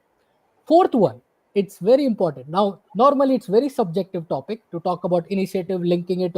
There is no actually scientific way to link one initiative to one KPI, right? It's not. There's no. In my opinion, I can be wrong, right? So how do I give this? I will give the 25% weightage to the owner, the CEO, the business function owner. You put a weight of this initiative because you are the subject matter expert. You know your business more than anybody else. You decide out of these 4 parameters, 125% I give it to you. You decide. And then I put it on a rating scale, and I will give the highest score the top priority. And that's how I prioritize my 20-30 list of initiatives. So everybody, it's transparent process. I am not the one deciding. You guys are deciding. So as OSM, one of the key elements is to be transparent, right? So I am not degrading anybody. I am giving the weapon or the tools in your hand. You decide and let the system take its due course. I hope that answers the question. Perfect. Identifying the initiatives, giving them priorities, and then selecting the right owner. Okay. So no matter what kind of initiatives you choose, selecting the right owner, empowering them, and then giving the right budgets. Okay. You create initiatives, but you don't give them budgets. Then it's a problem. And most important thing here is the sequence of initiatives. Okay. So you have, like, let us say 8 or 9 initiatives in place, but there is the cause and effect base linkage between the initiatives. So you have to complete certain initiatives in a sequence to generate value. Yes. Benefit. Okay. If one project is slowed down and another project is picking up faster, then it's not going to add value. So you have to make sure from the OSM side that the symphony take place. Okay. The harmony should be there between the initiatives. If any initiative due to some reason slowed down by resources or something, by funding or whatever, then highlight it. Go to the CEO or CFO, whoever. Guys, this initiative needs some more attention, some support, maybe resource support or whatever. Like some key resource left the organization and this initiative becomes slowed down. So please do something to bring this initiative to the level so that all the other initiatives together generate value to the organization. So that's very interesting discussion. I think there is a lot. Okay. So because of the time constraint, let us take it forward. So we have one most important part, most important role of OSM, preparing for strategy reviews. Okay. If you talk about the majority of the time spent by OSM is preparing for the strategy reviews. Preparation means preparing that they're making sure that the data is ready, the objective performance is ready, initiative performance is ready, everything is ready. KPI performance is collected, everything is ready, and then you invite for a meeting. You select a theme which to focus on the review meetings, and then you conduct the review meeting. I think this is one of the second half of the story for OSM. The first half is the formulation, translation, everything. The second half is make sure that the reports are updated, they're executed, and then the feedback mechanism, and then of course there is a follow through.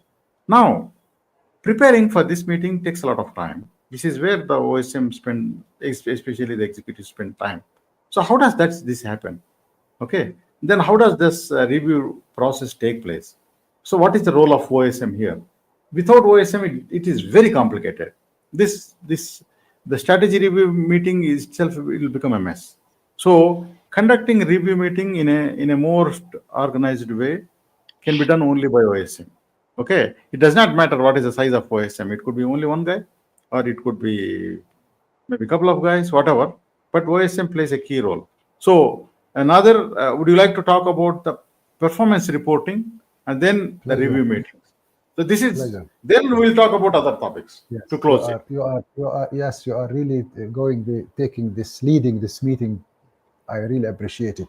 And yes, if we talk about this review meeting or whatever, it comes under which I call it under performance management, which is the main role of the OSM after, of course, after all what we have talked about.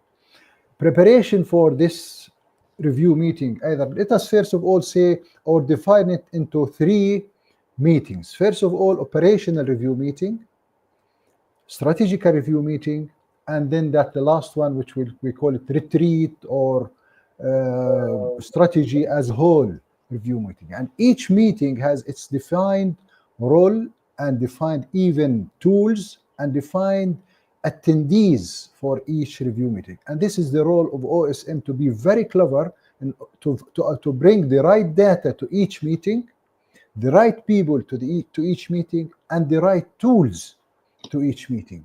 If we talk about operational meeting, which comes, and sometimes maybe even it is not the role of OSM, but just to highlight this, that these are maybe these kind of meeting held by maybe bi-weekly or monthly or daily, or not daily or weekly. The people are attending this are the really operational people who are really doing the day-to-day work, and they report about their day-to-day work. And this operational meeting, just to summarize, the operational results or the results of the operational meeting will be shifted or bring up to the let us say quarterly meeting, which is to review the performance for this first quarter, whatever. Now, the attendees for this meeting, quarterly review meeting, will be the managing director, will be the head of departments or head of sections or whatever, but also the top management. Another, of course, the OSM manager or director will be attending. And here is very important issue, because you have to review all the information you have, and you will be preparing to represent these results. The main tool to present or to show the issue is the balance scorecard, and using maybe the dashboard.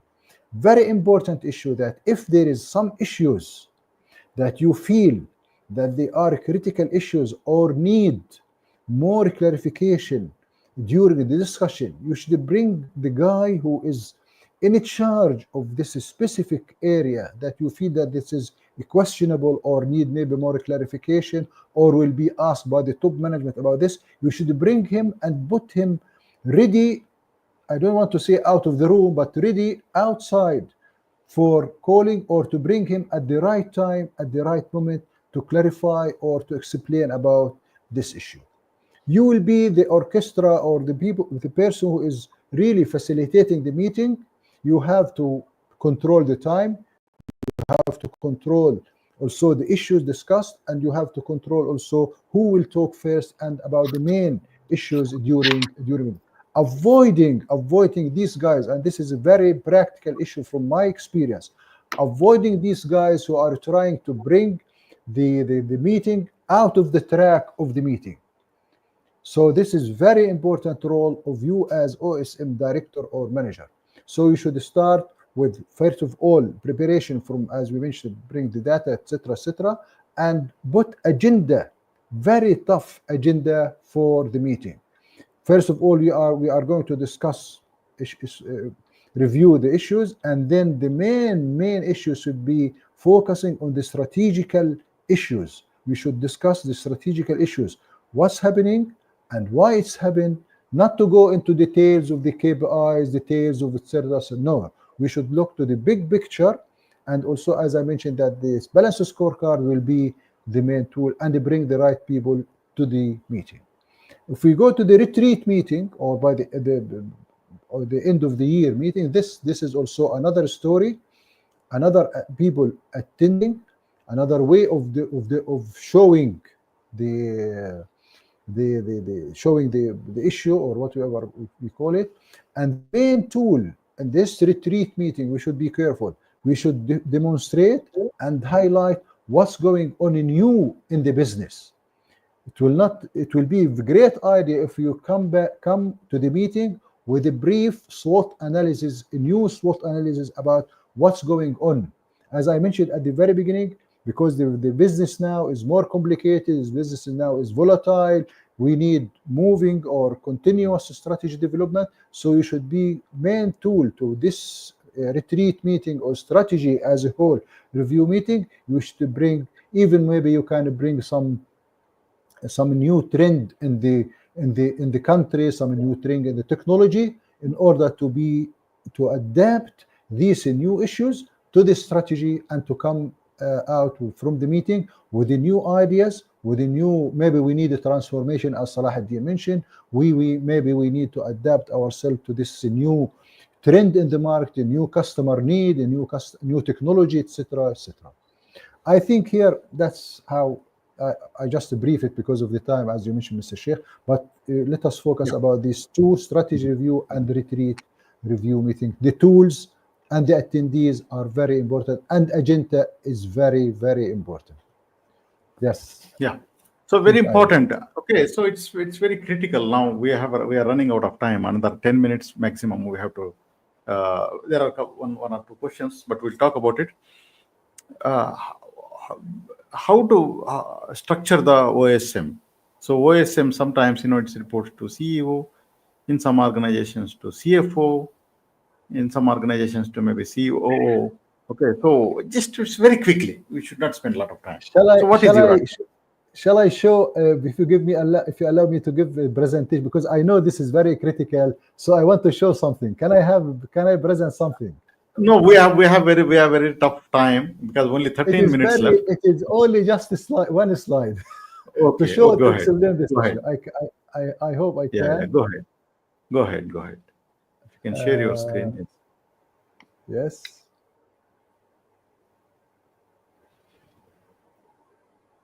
I hope it will work. Do you see things now or not? Not yet. Yeah. You see anything now?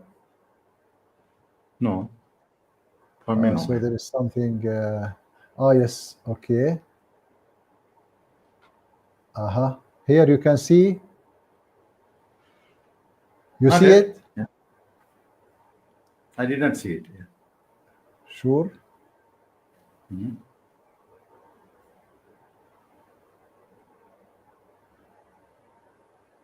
You see it? Yeah. Now you can see. Okay. So just to summarize very quickly, the strategy management process, I want to highlight about the core process of this Office of Strategy Management, balance scorecard, organization alignment, etc.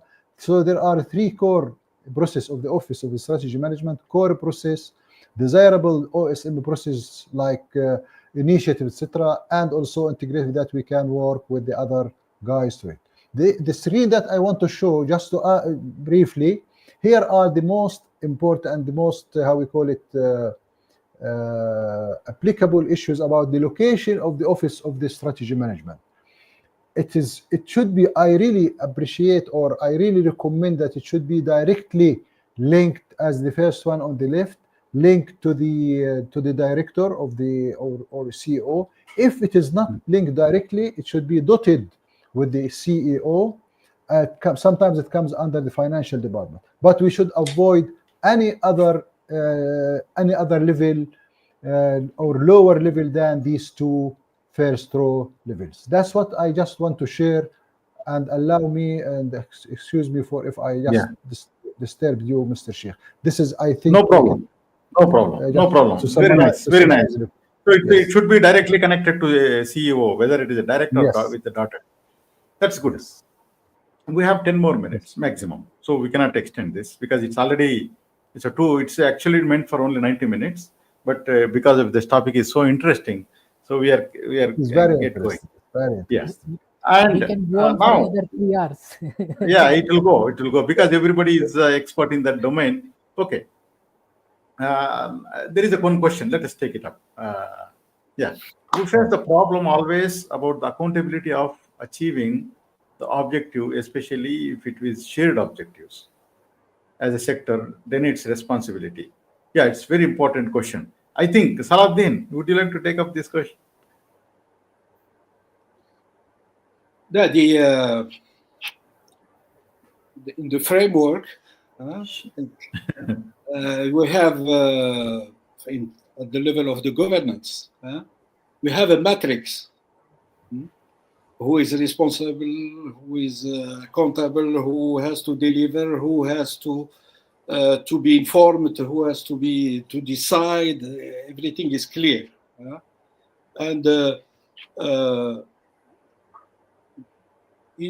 to support an objective, the achievement of an objective, maybe you can have a portfolio of initiatives, not only one, 2 or 3, and maybe. And sometimes an initiative is conducted through 2 or 3 projects during the transformation. So, but you have responsibilities with measurement and KPI, linking individuals with projects or with initiatives, portfolio. This is very clear. Now, in terms of bonus incentive, we are talking about aligning resources on the strategy. This has to be transparent and very clear. We have to target the performance of the groups or teams and the individual performance in the groups, and to make them transparent so people are encouraged to collaborate. That is fundamental. And in this collaboration, some people provide more results, achieve more their KPIs, contribute more to the team performance. And we have to do the clear distinction for that and to reward both of them. Yeah, perfect, sir. Perfect. So I have one example. I have an example, sir. Okay, please, you can give, but I have an example. So we had one example called customer service level. Okay, so customer service level is the joint objective of the both manufacturing, of course, sales and customer service. These 3 people are involved in this. Now, I cannot put one person responsible for this. Okay, so this is a joint objective, but we cannot split it also. It should be one. Okay, customer service level. Okay, so what we did is, we created 3 KPIs. 1 KPI for production, 1 KPI for sales, 1 KPI for service, and then we give the weightages. Okay, so then we kept KPIs in such a way that everybody is happy at the same time they are accountable. Okay, so then when you just roll it up, okay, so the object is very clear. By the way, doing this has helped them a lot to work together. Otherwise, they always used to fight. Okay, they used always to fight. Now they are working together because their KPI, they are doing it, and they have to get the objective to be done. Okay, so that there is no standard way. It's not a science. It is more like how you adopt the things and a given different school of thought. Yes, we should agree. Okay. We should, as you mentioned, the crucial issue is about the weighting. We should agree on the weighting of each KPI related to the objective, because it's not fair to divide it. So the weight is very important, as you mentioned, Mr. Shah. That's Yes. I think Perfect, the sir. cascading happens at KPI level rather than the objective level, right? KPI. So you have the contributory KPIs, you have new KPIs, and you have shared KPIs, right? KPIs. So that's how you differentiate the accountability between different partners. And linking it to performance incentive, that's a very tricky question, and Very we tricky can question. have a We separate don't have 3 hour time. session on that. We should have talk about. We should have Yeah. talk about Yes. maybe another 1 hour how to link the Yeah. performance and all. But now, the last and last but not the least. So, how does that software for Office of Strategy Management play a key role? Okay, so since we are talking about True Strategy here as a sponsor, okay, so how does that help? Because it is so far we discussed about so many things. Okay, so to make it easy, without software, it's very difficult. Right from the strategy analysis to the formulation to the organizational alignments, all the things we all know we suffered. Okay, by doing it in Excel files and then PowerPoint presentations. Okay, it's a nightmare. Okay, to maintain a consistency. So having a software is always one of the most important thing. What do you think in that, Samir? Sure. I think in the interest of time, if I summarize it, there is world before the digital disruption, and there is world of strategy after the digital disruption, right? So before, in the 1980s, how they used to calculate scorecards, I can only imagine, as you mentioned rightly. So what is the role of a software? A role of a software, in my opinion, and having worked with multiple different softwares and exploring, still I continue to explore. One of the key role is, the primary role of a software is to give a single source of truth at the right, at as close to as real time as it is possible, right? Otherwise, the decision maker is looking at different sources, different time frames, different people, and at different pieces of information. So if you want to make a decision, an informed decision, you can only do it with a software that is as integrated, that is connecting the strategy management, the initiative management, the individual performance management in one place. If it doesn't happen this way, and if you want to go the extra mile, you want to have the board reporting or the performance reporting. If you want to connect that, that's the extra mile, right? Imagine if a click of a button you can publish a quarterly report. For me, that's, music to my ears. I'm fasting, but that will be the best case scenario. If I can have something like that and real time information, I can make my CEO open his phone and look at what's happening in the business right now. That's, for me, is the perfect. And that, for me, I will do I will consider OSM's job complete if I can get him that, that information on his mobile. And this is how I summarize it. Perfect. One just last one comment about about the role of OSM, to be sure about the data, because we Yes. know rubbish in, rubbish out, and this is, Yes. I suffered a lot. So you should be careful of having the right data, because by the end, as you mentioned, that these technology, or whatever you call it, business intelligence, I don't know what, if you bring, or you are not really sure and about the right data you bring in, then whatever decisions or whatever information will be really misguiding and will bring you to, I don't know. So data correctness, data, I don't know, whatever, is Accuracy very, and very integrity. important. Yes. Data integrity. Perfect. Thank you. Yeah. Mr. Salahuddin, you would like to My point comment of on view, the. the software is a tool, is something Yeah. that enhances my capacity or the organizational capacity. Okay, it has to facilitate a tool that helps me as OSM or CEO to focus on the highest level value of tasks and to get rid of the other things that are routinized, standardized, and done in a perfect way. The perfect way, it means pertinence of the processes that are standard. We have defined them and so on. I have to take care only of the level with the highest value in my role as OSM or CEO. If a software doesn't help me to get rid of all things with low value, it's not helping, first of all. Second, it has to help me to make decisions based on data analysis that are pertinent and close to real time. We are talking about VUCA, environment, changing things, and so on.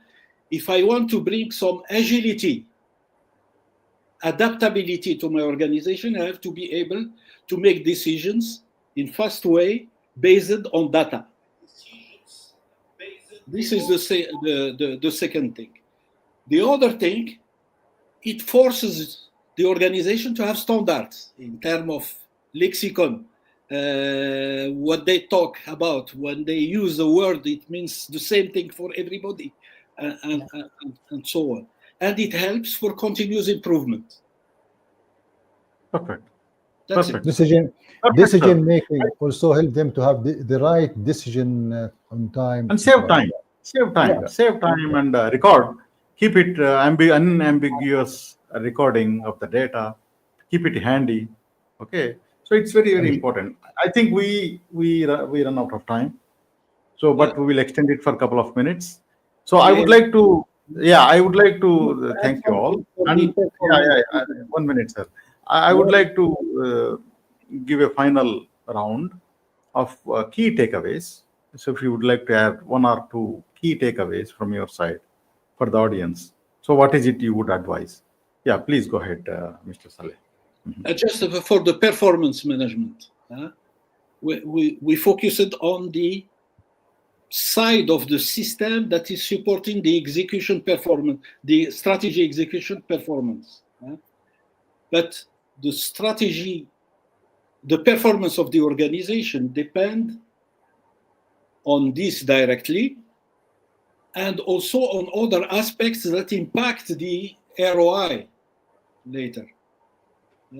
Like, for example, how we tackle the individual performance in executing strategy, but also in being performant in the operations, because the operations delivers the goods and services.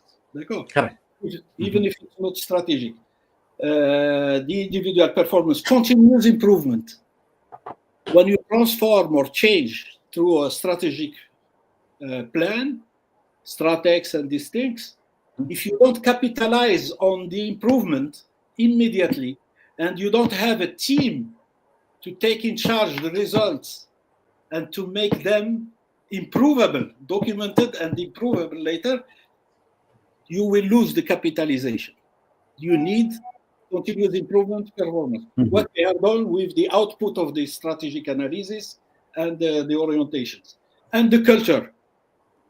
We have to system that help us. It's complex, but our culture is evolving or not in parallel. That's it. Yeah. So great, sir. So any final takeaway from Mr. Nader, just to before wrap it up? My final advice, and I always call the OSM is the brain of the organization. So please, everybody in this OSM or in this office or whatever you call it, please behave like this. Don't make any side fights, or don't make any side conflicts or whatever. Behave as the brain of the organization. Behave as the advisor, not only the top management, but also to the others. Behave as the coordinator. Behave as the role model. Behave as the change agent, whatever. Don't take things, don't highlight what you are doing, but what you are doing will highlight what you have done and bring you, and will be the friend of everybody in the organization. That's my final takeaway. Perfect, sir. Yes, Samir, final thoughts. I will just build upon what Mr. Nader and Mr. Salah mentioned. Is you want to be the eyes of the CEO, right? You want to be the extended arm of the CEO. So one of the main reasons for you to exist is to help the CEO to make decisions, right? So everything you should do, you should aspire to be that. And every time, now and then, you should keep checking on yourself. Are you giving that value to your CEO? Are you enabling him to make that decision through processes, templates, tools, reports, whatever that may be? But in a simple question to yourself as OSM is, are you creating value for the organization? If you're not, you need to reconsider what you're doing. Maybe there is something that you're missing very obviously, right? And as one of the value of OSM is to have the integrity and the trust. If you do not have this, in my humble experience, whether it's the leader, you should be so open enough that office boy can come and talk to you very freely without being judgmental, right? And that's one of the key of OSM. If you cannot have this, then you have bigger issues. To all these reports, good luck getting those reports, because you cannot, if you cannot be trusted, you cannot advise somebody on it, right? So that's my key takeaway for all the OSM professionals there. Perfect. So I think 1 minute, sir. Just a So warning. OSM. When you are a new OSM and new team in OSM, the trap that you have to avoid is to be pushed to a role of the one who does the strategy, or to be perceived as that, to endorse this thing. Correct. For your ego something, but it's a big trap, and many teams fail because of this. Yeah. So OSM, actually, if the job is done properly by OSM, so OSM will be literally friend for all departments. Okay, so everybody feel comfortable. Everybody will share their pain areas. Okay, sometimes OSM will directly or indirectly help them to solve that. Maybe you don't need to even tell about those pain areas indirectly. Okay, so you help them really from the enabler point of view. You really try to help those departments. You don't need to take credit for that. Just let it go, because if the strategy is executed properly and then organization is getting results, that is the deliverable for OSM. Okay, nothing less, nothing more. If you are doing a great job, and if your organization is not doing good, if your production or manufacturing is not doing good, then it's no use. So organization, like winning a team. So team winning is most important, and OSM plays a key role. Okay, so I think that's with that opportunity, with that said, so we conclude this session. So I thank all panelists, expert panelists. So thank you very much for joining the session today. It's a very interesting session. I think we need another 2 hours to discuss in detail. But yeah, and I thank all the participants who are there. Okay, and this recording will be posted also who missed it. And I take this as an opportunity to thank on behalf of Fru Strategy. So that's what we do. So thank you all the organizers and then who spend time in making this event a success. So thank you very much, and have a great time. So let us look for another round of event. We'll catch up again. So thank you very much. Thank you very much, Mr. Nader. Thank you very much, Mr. Salam. Thank you, Mr. Sheikh. Thank you. Have a blessed Thank you very Ramadan. much. Bye-bye. Bye.